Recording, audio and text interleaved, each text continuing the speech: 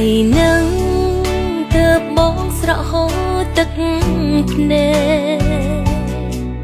ហើយនឹងឬគេបែកបងហើយស្អប់ណាំង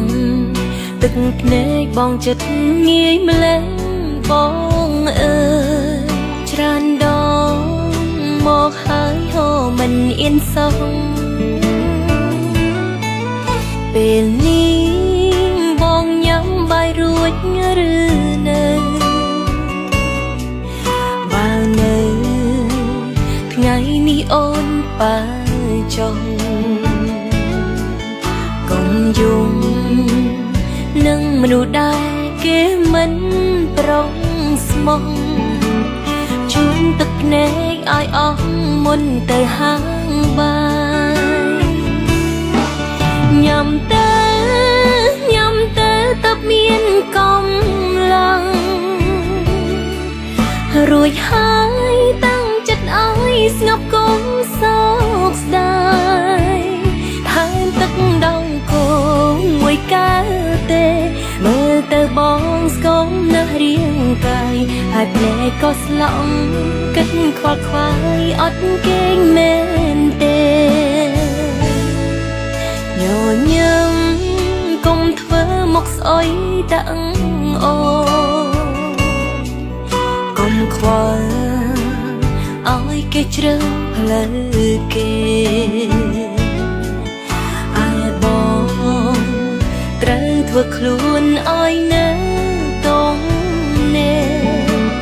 អត់មានប្រយោជន៍ទេស្នេហ៍សម័យ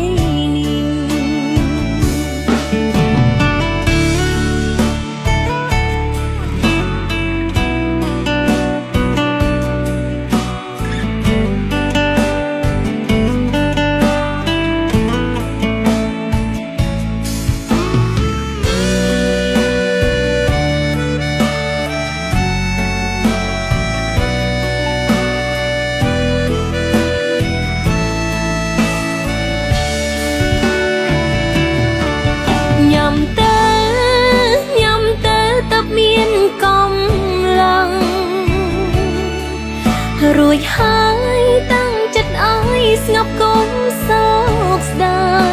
យថែមទឹកដងគោមួយកែវទេមើលទៅបងស្គមនៅរាងកាយហើយភ្នែកក៏ស្លង់គិតខ្វល់ខ្វាយអត់គេងមែនទេ